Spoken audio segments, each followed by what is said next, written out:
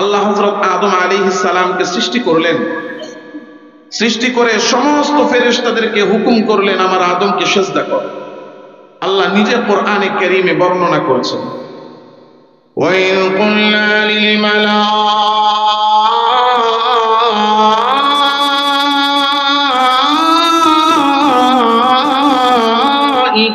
ইসজুদু লি আদম।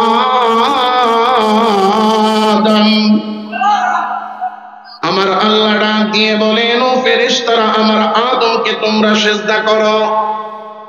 আল্লাহ হুকুম করার সাথে সাথে সব ফেরেশতারা হযরত আদমকে সিজদা করা শুরু করে দিল। সব ফেরেশতারা সিজদা করে, ফাসাজাদু ইল্লা ইবলিস। ফেরেশতারা সবাই সিজদা করে কিন্তু একজন করে না। আল্লাহ তাকে দেখে মিস্টার ইবলিস শয়তান সিজদা করে না। ইবলিসকে যখন দেখলেন সিজদা করে না, আমার মালিক জিজ্ঞাসা করেন, মা মানাকা আল্লা তাসজুদা ইয আমারতুক। ও ইবলিস, আমি আল্লাহ তোরে হুকুম করলাম আমার আদমরে সিজদা করার জন্য। আমি হুকুম করার সাথে সাথে সবাই আমার আদমরে সিজদা করে, কিন্তু তুই সিজদা করস না কেন? কারণ কি? ইবলিস আল্লাহকে ডাক দিয়ে বলে, আনা খায়রুম মিনহু খালাকতানি মিন নার।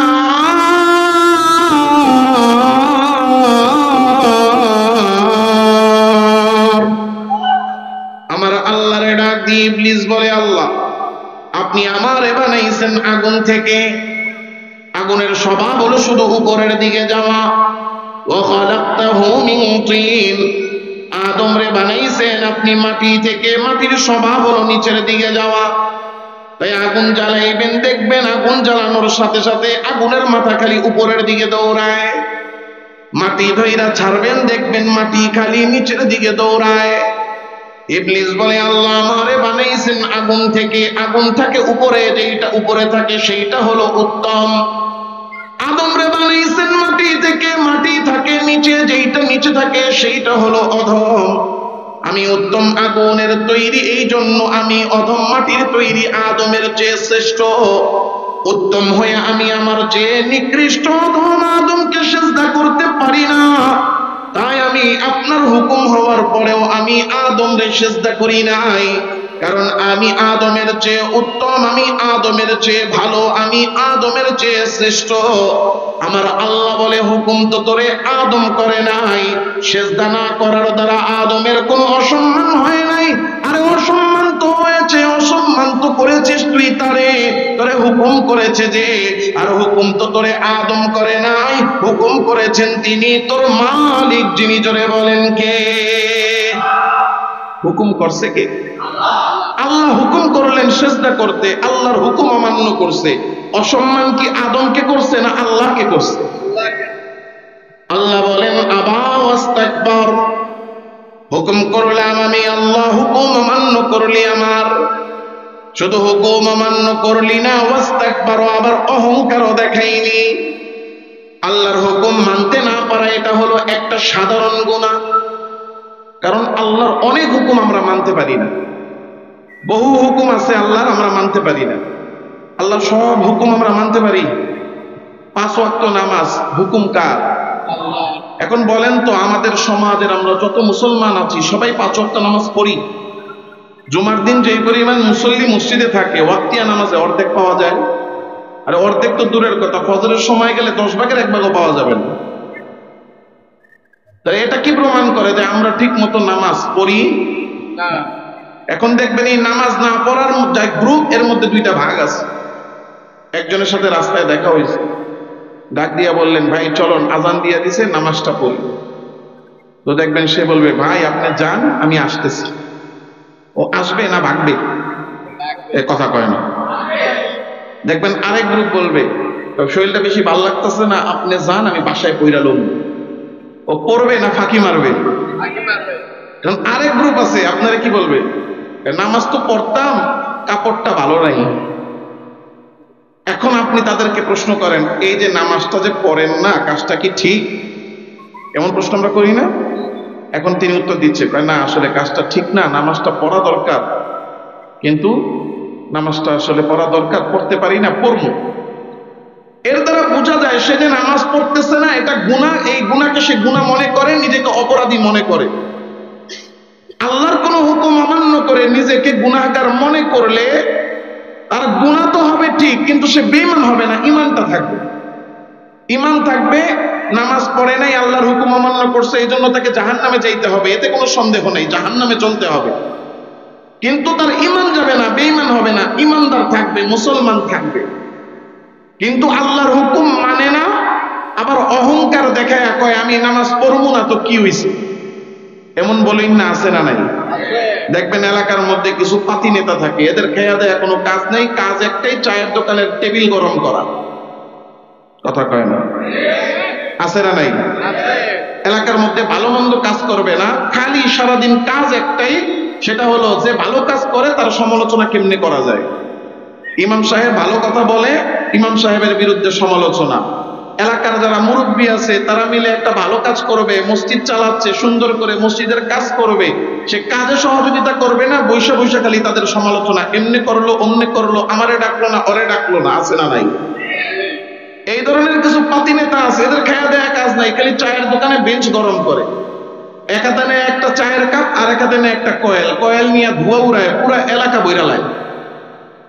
আছে না নাই?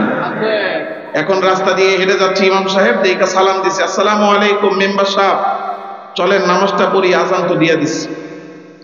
যে ইমাম সাহেব নামাজের লেগে ডাক দিছে, শরীরে ধরে গেছে আগুন। এমন আছে না নাই? এখন দেখে কয় কি কবে, এখন ইমাম সাহেব যান যান যান, আপনার তো খেয়ে দেয়া কাম নাই, কাম একটাই, মানুষের বাড়িতে দাওয়াত খাইবেন, আজান দিবেন আর নামাজ পড়বেন। আপনাদের মতো এত আজাইরা নাকি আমি? বহুত কাম আছে, আপনার নামাজ আপনি পড়েন, আমার নিয়ে এত চিন্তার দরকার নেই। আছে না নাই? আবার যদি কয় নামাজটা তো পড়া দরকার, চলেন নামাজটা পড়ি, আপনারটা আপনি পড়েন, আমারটা আমি বুঝবো। এই যে আল্লাহর হুকুম নামাজ পড়তেছে না, আল্লাহর হুকুম পর্দা করতেছে না, আবার যুক্তি দিয়া এটারই সঠিক প্রমাণ কইরা অহংকার প্রদর্শন করে। আছে না নাই? আমার আল্লাহ তাআলা রব্বুল আলামিন বলতেছেন, আবা ওয়াস্তাকবারা ওয়া কানা মিনাল কাফিরিন।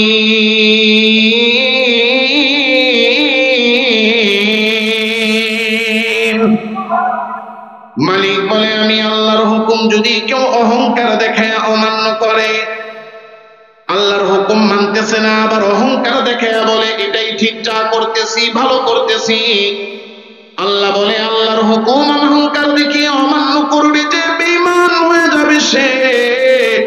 যেমন ইবলিস আল্লাহর হুকুম অমান্য করলো অহংকার দেখাইয়া, আমার আল্লাহ বলে ইবলিস তোর ঈমান নাই, তুই বেঈমান হয়ে গেছস, তুই কাফের হয়ে গেছস। ইবলিস বেঈমান হয়ে গেল, কাফের হয়ে গেল, অপরাধ করলো, আমার আল্লাহ বলে অপরাধের জন্য তোকে এবার শাস্তি দেওয়া হবে। কি শাস্তি আল্লাহ দিবেন? এক নাম্বার মালিক বলে ফখরুজ মিনহা, এক নাম্বার ইবলিস তুই আমি আল্লাহর জান্নাত থেকে বের হয়ে যা, বা ইন্নাকা রাজিম, তোরে এক শাস্তিতে সীমাবদ্ধ না, তোরে আরো শাস্তি দেওয়া হবে। দুই নাম্বার শাস্তি, আমি আল্লাহর রহমত থেকে তুই বঞ্চিত, ওয়া ইন্না আলাইকা লানাতি ইলা ইয়াউমিদ্দিন, তোর তিন নাম্বার শাস্তি হলো আমি আল্লাহ চিরকালের জন্য তোর উপর লানত দিয়া দিলাম। এক নম্বরে জান্নাত থেকে বের করলেন, দুই নম্বর রহমত থেকে বঞ্চিত করলেন, তিন নম্বর আল্লাহ চিরকালের জন্য ইবলিসের উপর লানত দিয়া দিলেন। ইবলিস অপরাধ করলো একটা মাত্র অহংকার দেখাইছে, এক অহংকারের কারণে আমার আল্লাহ ইবলিসের শাস্তি দিলেন তিনটা, জান্নাত থেকে বের করে দিলেন, রহমত থেকে বঞ্চিত করে দিলেন, চিরকালের জন্য লানত দিয়া দিলেন। ইবলিস অপরাধ করলো একটা, আমার আল্লাহ তারে শাস্তি দিলেন তিনটা। এক অপরাধের কারণে তিনটা শাস্তি যদি হয়, যে অপরাধের কারণে তিনটা শাস্তি হয়, যে এক অপরাধের কারণে তিনটা শাস্তি হয়, ওই অপরাধটা আমার আল্লাহর কাছে ছোট অপরাধ না, বড় অপরাধ। এবার বলেন তো এই বড় অপরাধ অহংকার আমার আপনার মধ্যে আছে না নাই? কয়টা টাকা হলেই তো আমাদের অহংকার শুরু হয়ে যায়, কথা কয় না? একটু ক্ষমতা পাইলে আমরা অহংকারী হয়ে যাই। সার্টিফিকেট অর্জন করেছি, বড় অফিসার হয়ে গেছি, একটু নাম কাম হয়েছে, পরিচিতি হয়েছে, মানুষ চিনেছে, তো অহংকার শুরু হয়ে যায়।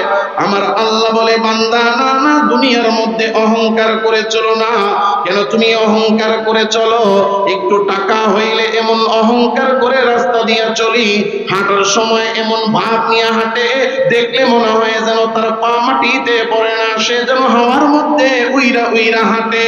একটু ক্ষমতা পাইছে তো এমন অহংকার কইরা চলে, দেখবেন দুই হাতে দুইটা চারটা মোবাইল, হাত দুইটারে ফুলাইয়া বুকটারে উঁচা কইরা এমন ভাবে রাস্তা দিয়া হাঁটে, দেখলে মনে হয় মানুষ না, যেন একটা রোবট হাইটা যায়। কথা কন। আর যদি সামনে কোনো অসহায় গরিব অদুস্থ মানুষ আসে, কপালটারে ভাঁজ কইরা গালটারে কুচকায়া বিরক্তির ভাব নিয়ে তাকায়, আছে না নাই? বিয়া করাইছে ছেলেরে, বিয়াই বাড়ির থেকে হাদিয়া তোহফা শীতের পিঠা পাঠাইছে, এই পিঠাটা তার মন মতো হয় নাই, কপালটারে কুচকায়া বউর সামনে এমন একটা বেসকি মারে, বেসকি মেরা কয়, এই ধরনের খাওয়ান আমরা কাজের লোকরেও খাওয়াই না। অহংকার দেখায় বেসকি মারে, আছে না নাই? এই সপ্তাহের ঘটনা, ভোলার মধ্যে বিয়াই বাড়ির থেকে পিঠাপুলি পাঠাইছে, শাশুড়ির পছন্দ হয় নাই, সবাই মিল্লা বউরে এমন অপমান করছে, বয়স অল্প, অপমান সহ্য করতে না পেরে মেয়েটা গলার মধ্যে দড়ি ঝুলায়া মেয়েটা আত্মহত্যা করছে। এই যে নিজেদেরকে বড় মনে করা, অহংকার আর দ্বন্দ্ব দেখানোর ভাব আমাদের আছে না নাই?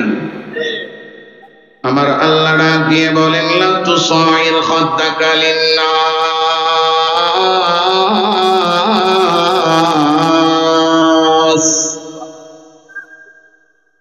ও দুনিয়ার বান্দারা, কোন মানুষের দিকে অহংকার করে কপালটারে ভাঁজ করে গালটারে কুচকায়া নিজের উত্তম আর শ্রেষ্ঠ মনে করে সামনের মানুষটারে হীন আর ছোট মনে করে কারো দিকে তুমি তাকাইও না। ওয়ালা তামশি ফিল আরদি মারহা,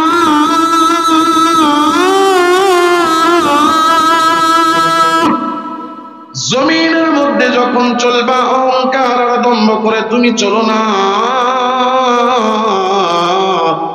কেন তুমি দম্ভ করে চলো? কেন অহংকার করে চলো? দুনিয়ার মধ্যে কি নিয়ে তুমি অহংকার করো রে বান্দা? তুমি তো এই দুনিয়ায় যা নিয়ে অহংকার করো, তোমার টাকা আছে, টাকা নিয়ে তোমার অহংকার, তোমার বাড়ি গাড়ি আছে, সম্পদ আছে, দুনিয়ার ক্ষমতা আছে, তা নিয়ে অহংকার। লা তামশি ফিল আরদি মারহা, না বান্দা, এই টাকা পয়সা, বাড়ি গাড়ি, ক্ষমতা, প্রভাব, প্রতিপত্তি, নাম আর যশ খ্যাতি নিয়ে তুমি অহংকার করো না। কারণ যে টাকা পয়সা, দুনিয়ার আসবাব নিয়ে তুমি অহংকার করতেছো, এগুলোর একটারও আসল মালিক তুমি না। কারণ এইগুলা তুমি দুনিয়াতে আসার সময় সাথে কইরা নিয়ে আসো নাই, আবার যেই দিন দুনিয়া ছেড়ে চলে যাইবা ওই দিন সাথে করেও তুমি নিয়ে যাইতে পারবা না। আসছো খালি হাতে, আবার যাওয়ার দিন তুমি চলে যাইবা খালি হাতে। না না, শুধু খালি হাতেই তুমি আসো নাই। মায়ের পেট থেকে যেই দিন দুনিয়াতে আসছো, জামা কাপড় বিহীন, একেবারে উলঙ্গ আর বিবস্ত্র অবস্থায় কান্না করতে করতে তুমি দুনিয়াতে আসছো। আরে হায়, ওই অসহায় অবস্থা থেকে আমার আল্লাহ দুনিয়ার টাকা পয়সা, বাড়ি গাড়ি, ক্ষমতা দুনিয়াতে তোমাকে দিয়েছে। আবার যেদিন দুনিয়া ছেড়ে তুমি চলে যাইবা, মালাকুল মাউত আজরাইল আইসা যেদিন জানটা তোমার কবজ কইরা নিয়ে যাবে, সব রেখা খালি হাতে তুমি রওনা হয়ে যাবা। আরে হায়, কেমন খালি হাতে যাইবা? গায়ের জামাটাও সাথে কইরা নিয়ে যাইতে পারবা না। আজরাইল জানটা কবজ করার সাথে সাথে আদর্শনগর বাইতুল আমান জামে মসজিদের মধ্যে যেই খাটিয়াটা আছে, ওই খাটিয়াটা অনেক দিন ধরে ব্যবহার হয় না। ওই খাটিয়ার মধ্যে ধুলাবালি পড়ে গেছে, পোকামাকড় দৌড়ায়, মাকড়সা বাসা বানছে। ওই খাটিয়াটা তাড়াতাড়ি করে আত্মীয় স্বজন নিয়ে আসবে, সুন্দর করে পরিষ্কার করার সময়ও পাবে না। কোন রকম একটা গামছা দিয়া দুইটা ঝাড়া মাইরা তোমারে ওই খাটিয়ার মধ্যে শোয়া দিবে। যত বড় ক্ষমতাওয়ালাই তুমি হও না কেন, যত বড় সম্পদওয়ালা টাকাওয়ালাই হও না কেন, আরে হায়, দুনিয়ার জমিনে কত দম্ভ তুমি দেখাইছো, এই এলাকার সবচেয়ে বড় নেতা আমি, আমার কথা ছাড়া কোনো কিছুই হবে না, কেউ তোমার কথার বাইরে কিছু করতে পারে নাই, করতে তুমি ক্ষমতা দিয়া দাও নাই, কিন্তু তুমি ওই খাটিয়ার মধ্যে শুইয়া দেখবা, আয় রে হায় এমন খাটিয়ার মধ্যে আমারে শোয়াইলো যে খাটিয়ার মধ্যে মাকড়সা দৌড়াইতেছে, এত জবানওয়ালা কথাওয়ালা এত শক্তিশালী তুমি, কাউরে ডাক দিয়া বলতেও পারবা না মাকড়সার পোকামাকড় সরাইয়া পরিষ্কার করে দাও, আয় রে হায় যত টাকাওয়ালাই তুমি হও না কেন তুমি বলতেও পারবা না একটু দামি একটা বিছানা আমারে বিছাইয়া দাও, না না এই ধরনের কোনো কিছুই চলবে না, ওই খাটিয়ার মধ্যে শোয়া দিবে, শোয়ানোর সাথে সাথে তোমার শরীর থেকে জামাগুলো খুলে ফেলবে, জামাটা খুলতে যায় দেখবে খোলা যায় না, কারণ হাড্ডিগুলা শক্ত হয়ে গেছে, জামা বের করা যায় না, কেচি আইনা কাইটা কাইটা শরীর থেকে জামাটারে আলাদা করে দিবে, পায়জামা লুঙ্গিটা টেনে খুলে ফেলবে, উপরে একটা কাপড় দিয়া তোমারে একেবারে উলঙ্গ অবস্থায় গোসল করাবে রে বান্দা।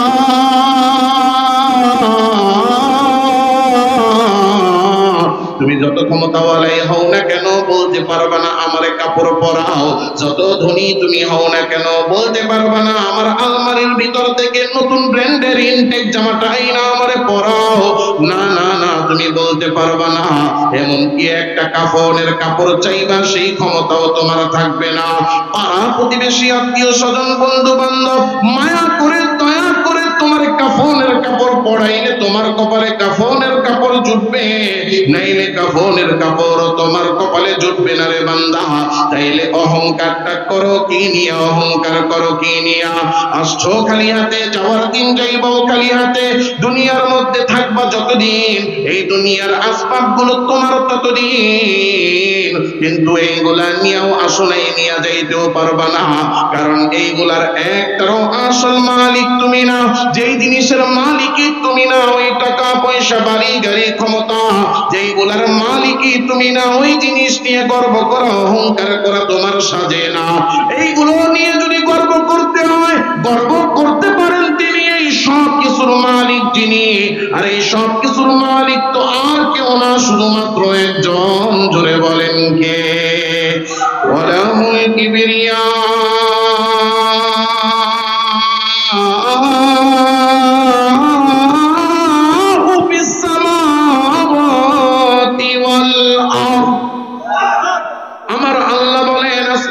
জমিনে আছে যা, গর্ব যদি করতে হয় নিয়ে তা করতে পারেন একজন সব কিছুর মালিক যিনি, গর্ব আর অহংকার করার অধিকার রাখেন তিনি কে? এই সব কিছুর মালিক আল্লাহ আমারে আপনারে দিয়েছেন ব্যবহারের জন্য, ব্যবহারের জন্য যা পায় তার মালিক হয় না, বরং এইগুলা নিয়ামত হয়ে রবে। মালিক বলে বান্দা তোরে ব্যবহারের জন্য নিয়ামত দিলাম, নিয়ামত পাইয়া শুকরিয়া আদায় কর, লা ইন শাকারতুম যদি শুকরিয়া আদায় করিস জেনে নে বান্দা লা আযীদান্নাকুম, যারা শুকরিয়া আদায় করবি তো আমি আল্লাহ নিয়ামত আরো বাড়ায়া দিব, ওয়ালা ইন কাফারতুম, কিন্তু যদি এই নিয়ামত পেয়ে শুকরিয়া আদায় না করে জমিনের মধ্যে অহংকার দেখাস, আমি ক্ষমতাওয়ালা তো ক্ষমতার অহংকার দেখাইলাম, আমি টাকাওয়ালা টাকার অহংকার দেখাইলাম, আমি পদ পদবীওয়ালা পদ পদবীর অহংকার দেখাইলাম, আমার আল্লাহ বলে ইন্না আযাবি লাশাদীদ, নিয়ামত পেয়ে অহংকার করবি না, কারণ নিয়ামত পেয়ে অহংকার করবি তো বান্দা তাকে দেখ তাকে দেখ, নিয়ামত দেওয়ার ক্ষমতা আমি আল্লাহর যেমন আছে, নিয়ামত পায়া অহংকার করলে শাস্তি দেওয়ার ক্ষমতাও আমার আল্লাহর আছে না নাই? আল্লাহ কয় তাকে দেখ ফেরাউনের, ফেরাউনরেও আল্লাহর নিয়ামত দিছে, দিছে নাকি দেয় রে? আল্লাহ ফেরাউনরে ক্ষমতার নিয়ামত দিছে, ক্ষমতার নিয়ামত পায়া অহংকারের ঠেলায় নিজেই নিজের খোদা দাবি করা শুরু করছে, আনা রব্বুকুমুল আলা, আমি তোমাদের বড় খোদা, আমি তোমাদের কি বড় খোদা, জোরে কন্যা নাউজুবিল্লাহ। আল্লাহ তাআলা হযরত মূসাকে বলে দেখো মূসা, অহংকারের কারণে ক্ষমতা পেয়ে এত অহংকার দেখাচ্ছে যে অহংকারের কারণে নিজেই নিজেকে খোদা দাবি করা শুরু করছে। আল্লাহ কি করব? তাড়াতাড়ি যাও গিয়ে ওরে বুঝাও, গিয়ে কি করো, বুঝাও। কারণ আল্লাহ তাআলা রব্বুল আলামিন কোন গুনাহগারকে এক চান্সে ধ্বংস করেন না, সবাইকে সুযোগ দেন। এটা নিয়ম কার? আল্লাহ হযরত মূসা আলাইহিস সালামকে বললেন, যাও, ইযহাবা ইলা ফিরআউনা ইন্নাহু তাগা ফাকুলা লাহু কওলান লাইয়িনান লাআল্লাহু ইয়াতাযাক্কারু আও ইয়াখশা। আল্লাহ বললেন, যাও মূসা ফিরআউনের কাছে, ইয়া সুন্দর করে তারে বুঝাও যাতে সে অহংকার ছেড়ে দেয়।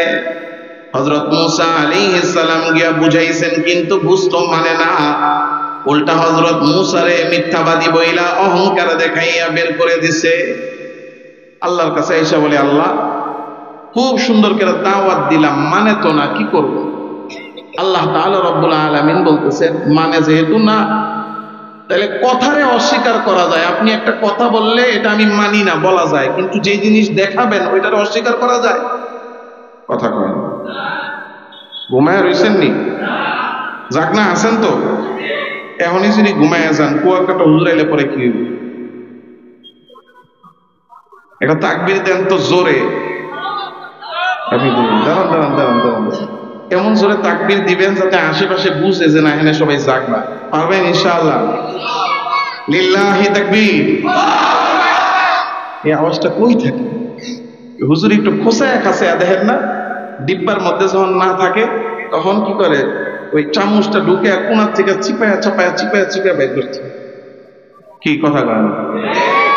আপনাকে আওয়াজও কি এরকম চিপার থেকে একদম খোসায় খাসায়া বের করতে হইলো? দেখি ঘটনা কি? পতানি বন্ধ, আওয়াজ দিতে হবে। পারবেন ইনশাআল্লাহ? আল্লাহ তাআলা রব্বুল আলামিন বলেন, বলছো কথারে অস্বীকার করতে পারে, দেখাও কিছু, দেখাইলে অস্বীকার করতে পারবে না। কয় আল্লাহ কি দেখাবো? কয় একটা মুজিজা দিতেছি, ওইটা নিয়ে দেখাও। দেন আল্লাহ একটা মুজিজা। আল্লাহ মুজিজা দিয়ে দিলেন। কি মুজিজা? আল্লাহ বলতেছেন, আদখিল ইয়াদাকা ফি জাইবিকা তাখরুজ বাইদা মিন গায়রি সু। আল্লাহ বললেন, মূসা তোমার হাত তোমার বগলের নিচে ঢুকাও। হযরত মূসা আলাইহিস সালাম হাত বগলের নিচে ঢুকাইছেন, বলে এবার বের করো। হযরত মূসা হাত বগলের নিচ থেকে বের করছেন। বের করে দেখেন, এই যে যেমন বাতি থেকে আলো জ্বলে, এই আলো চতুর্দিক আলোকিত করে দেয়, ঠিক তেমন ভাবে হযরত মূসার হাত থেকেও বাতি জ্বলতেছে আর চতুর্দিক আলোকিত হয়ে গেছে। কয় আবার হাত ঢুকাও। আবার হাত ঢুকাইছে, বন্ধ হয়ে গেছে। সুইচের মতো, টিপ দিলে জ্বলে, টিপ দিলে বন্ধ হয়। কয় যাও এটা নিয়ে দেখাও।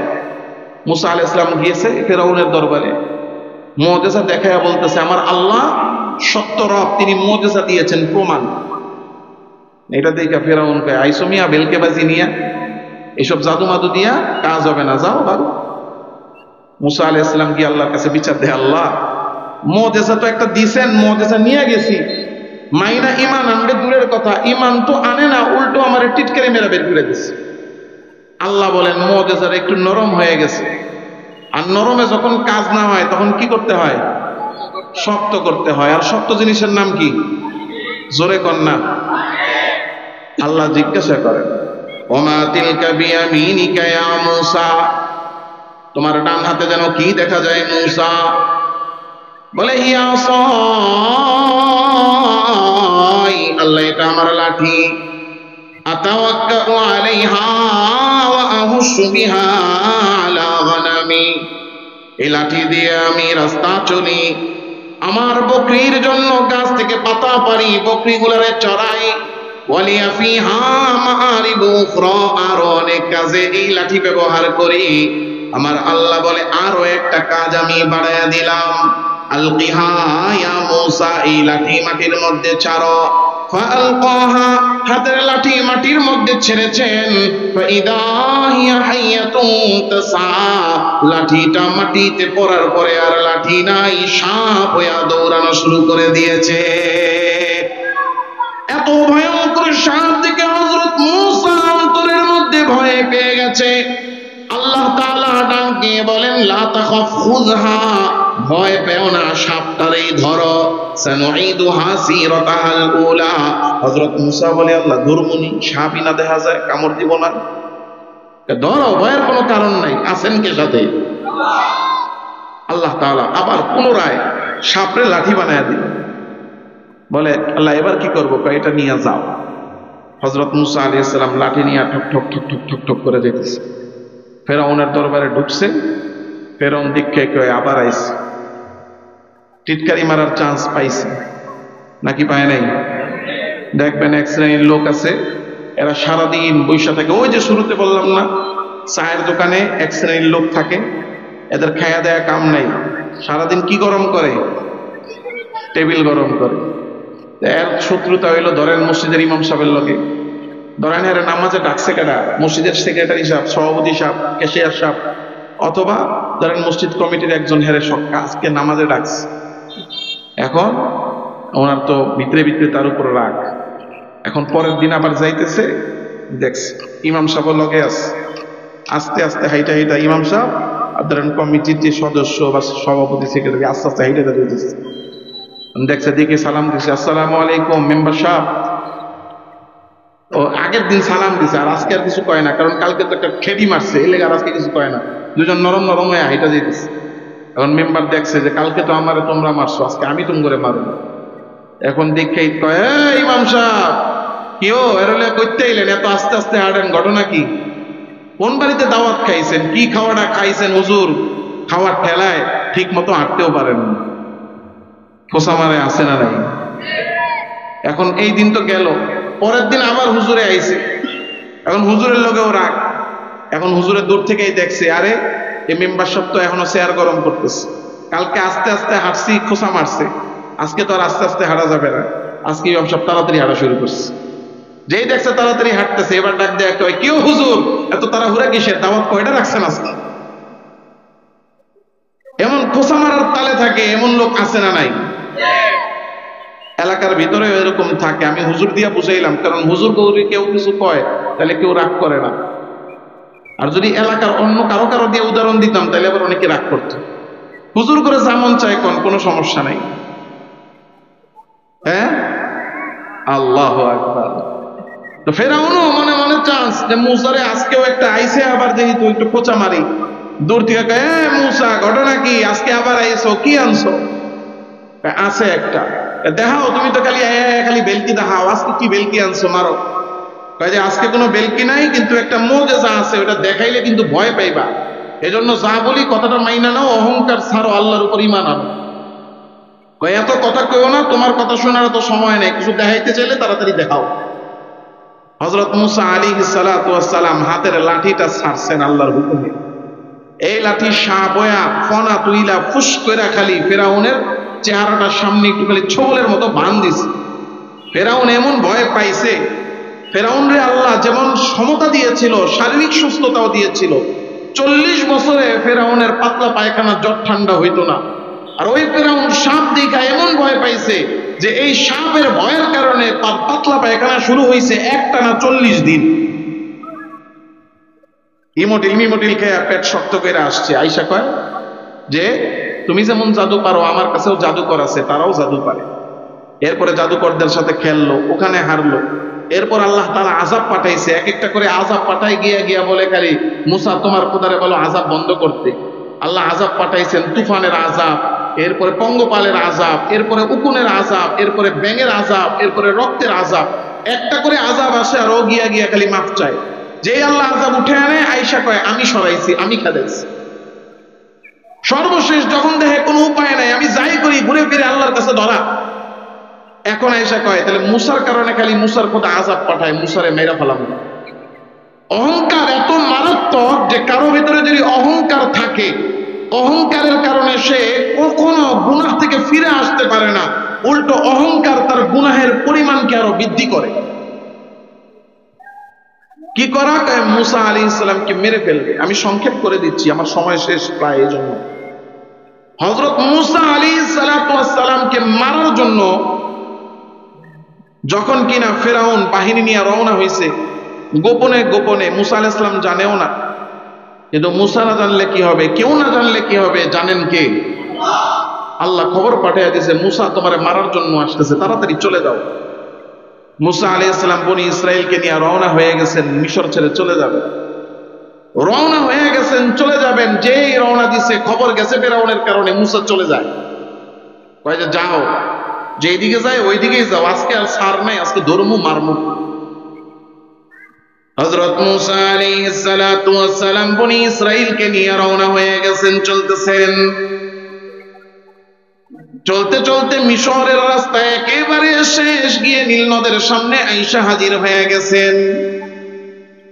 আয়েশা দেখে রাস্তা শেষ, সামনে উত্তাল সমুদ্র, পানি ঢেউ, সামনে আর যাওয়া যাবে না, কারণ রাস্তা নাই। সামনে গেলে পানিতে ডুবে মরতে হবে। এবার পিছনে তাকে দেখেন ফেরাউন বাহিনী নিয়ে আসতেছে, পিছনেও যাওয়ার জায়গা নাই। পিছনে গেলে ফেরাউন দইরা দইরা এক একজন রে কচু কাটা করবে। সামনেও রাস্তা নাই, পিছনেও রাস্তা নাই, যাব কোথায়? আরে যেখানে রাস্তা নাই সেখানেও রাস্তা বানায় দিতে পারেন কে? আমার আল্লাহ ডাক দিয়ে বলেন, ও মূসা, ভয়ের কোনো কারণ নাই। হাতের লাঠি দিয়ে নদীর পানির মধ্যে বাড়ি দেন।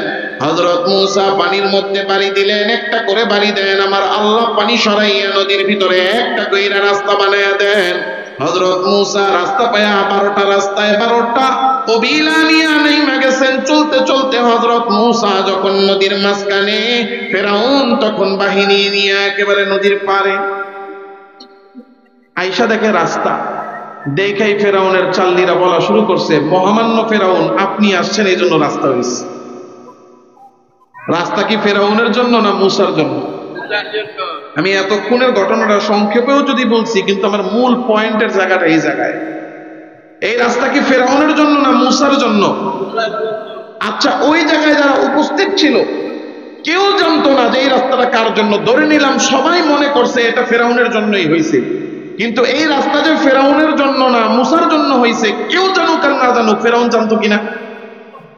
ফেরাউনের জানা ছিল না এই রাস্তা আমার জন্য নাকি মূসার জন্য? কথা কয় না। ফেরাউন জানতো, জানতো, কিন্তু জানার পরেও একটাবারও ফেরাউন বলল না এই রাস্তা আমার জন্য হয়নি। বলছে? যদি খালি বলতো এই রাস্তা আমার জন্য না, তাহলে ফেরাউনও বাঁচত, ফেরাউনের গোষ্ঠী সব বেঁচে যেত। ফেরাউন যে বলল না, কেন বলল না? কিসের কারণে? অহংকারের কারণে। ও চিন্তা করছে আমি যদি খালি কই এই রাস্তা আমার জন্য না, তাহলে তো আমি ছোট হয়ে যাব। অহংকার যে পতনের দিকে টেনে নেয়, সত্য না মিথ্যা? ফেরাউন অহংকার দেখে যাও মারো, নেমে যাও, মূসাকে ধাওয়া করো, ধরো আর মারো। আল্লাহ নিজে বলতেছেন ও অহংকার করে নামছে। ওয়াজাওয়াজনা বিবানি ইসরাঈল আল বাহর ফাআতবাহুম ফিরআউন ওয়া জুনুদুহু বাগিয়াও ওয়া আদওয়া। আমার মালিক ডাক দিয়ে বলতেছেন, মূসা যখন নদীর মাঝখানে, তখন ফেরাউন বাহিনী নিয়ে নামলো। নামছে যে কেন? আল্লাহ বলে বাগিয়া, অহংকার দেখাইয়া, আদওয়া, শত্রুতার কারণে। মূসা যখন চলতে চলতে নদীর ওই পারে, তখন ফেরাউন একেবারে মাঝখানে। আল্লাহ বলেন ও নদীর পানি আমার মূসা পার হয়ে গেছে, তাই স্থির থাকার দরকার নাই, ঢেউ উঠে দাও। আল্লাহর হুকুমে নদীর পানিতে ঢেউ উঠে গেল, আর ওই নদীর পানি ফেরাউনের গোষ্ঠী সহ ডুবে ডুবে মারলো। কারণ দুনিয়াতে অহংকার করবে যারা, আমার আল্লাহর ঘৃণিত হবে তারা। কারণ আল্লাহ নিজেই ডাক দিয়ে বলেন, ইন্নাল্লাহা লা ইউহিব্বু কুল্লা মুখতালিন ফখুর। নিশ্চয় আল্লাহ তাআলা কোন অহংকারীকে ভালোবাসেন না। অহংকারীর 1 নাম্বার শাস্তি, দুনিয়াতে যে অহংকার করবে তাকে ঘৃণা করবে কে? আল্লাহ। অহংকার করবে তো আল্লাহর ঘৃণার পাত্র হয়ে যাবে। অহংকার যারা করবে দুনিয়াতে, তাদের 2 নাম্বার শাস্তি কি? আল্লাহ নিজে বলছেন, সাআসরিফু আন আয়াতি আল্লাযীনা ইয়াতাকাব্বারুনা ফিল আরদি বিগাইরি হক। দুনিয়াতে যারা অহংকার করবে, আল্লাহ তাদেরকে তার রহমত থেকে বঞ্চিত করে। প্রমাণ কি? ফেরাউনের দিকে তাকান। ফেরাউন রে আল্লাহ ডুবাইয়া মারছে, মরা পর্যন্তই তো শেষ হয়ে যাওয়ার কথা। কিন্তু ফেরাউনের শরীরটা পানিতে ছিল শত শত বছর, পানি ফেরাউনের শরীর খায় নাই। খাইছে? মাটিতে ছিল শত বছর, মাটিও ফেরাউনের শরীর খায় নাই। খাইছে? পৃথিবীতে আস্তিক নাস্তিক মিলে প্রায় 800 কোটি মানুষ। অনেকে সন্তান হইলে সন্তানের নাম কুকুরের নামের সাথে মিলিয়ে রাখে। কুত্তার নাম টমি, সন্তানের নামও রাখছে টমি। কুত্তার বিলাইয়ের নাম মিনি, বাচ্চার নামও রাখছে মিনি। আছে না নাই? আছে। কুকুর বিড়ালের সাথে মিলে নাম রাখলেও কেউ তার নিজের সন্তানের নাম ফেরাউন রাখে না। এই নামটার এই পৃথিবীর সবাই ঘৃণা করে। কথা বলে? এটা হলো অহংকারের 2 নাম্বার শাস্তি। অহংকারের 3 নাম্বার শাস্তি। ফেরাউন রে আল্লাহ, ইবলিস রে আল্লাহ কয়টা শাস্তি দিছে? অহংকারের কারণে ইবলিসকে কয়টা শাস্তি দিছে? দুনিয়াতে যারা অহংকার করবে তাদেরও 3 শাস্তি। ইবলিসের 3 নাম্বার শাস্তি ছিল লানত। দুনিয়াতে যারা অহংকার করবে আল্লাহ তাদের 1 নাম্বার শাস্তি দিবেন, আল্লাহ তাদের ঘৃণা করবেন। ইবলিসের 2 নাম্বার শাস্তি ছিল রজিম। আল্লাহ তাআলা দুনিয়াতে যারা অহংকার করবে তাদেরকেও রজিম বানায় দিবে, আল্লাহর রহমত থেকে বঞ্চিত করবে। ইবলিসের 1 নাম্বার শাস্তি ছিল আল্লাহ ইবলিসকে জান্নাত থেকে বের করে দিয়েছে। যারা দুনিয়াতে অহংকার করবে তাদের 3 নাম্বার শাস্তি, আল্লাহ তাদেরকে জান্নাতে ঢুকতে দিবেন না। আল্লাহর রাসূল বলছেন, লা ইয়াদখুলুল জান্নাতা মান কানা ফি কলবিহি মিসকালা হাববাতিন মিন কিবির। যে ব্যক্তির অন্তরে যারা পরিমাণ অহংকার আছে, এই অহংকার নিয়ে আল্লাহর জান্নাতে ঢুকতে পারবে না। তাহলে আমি আর আপনি জান্নাতে যাওয়ার ইচ্ছা আমাদের আছে না নাই? জান্নাতে যদি যাইতে চাই, জান্নাতে যাইতে চাই কি চাই না? জান্নাতে যদি যাইতে চাই 1 নাম্বার অহংকার পরিত্যাগ করতে হবে। কারণ অহংকার হলো জান্নাতে যাওয়ার 1 নাম্বার বাধা। তাই আজকের এই মাহফিল থেকে নিয়ত করি, যদি জান্নাতে যাইতে চাই 1 নাম্বার কাজ হলো অহংকার পরিত্যাগ করা। পারা যাবে? পারবো ইনশাআল্লাহ? জান্নাতে যদি যাই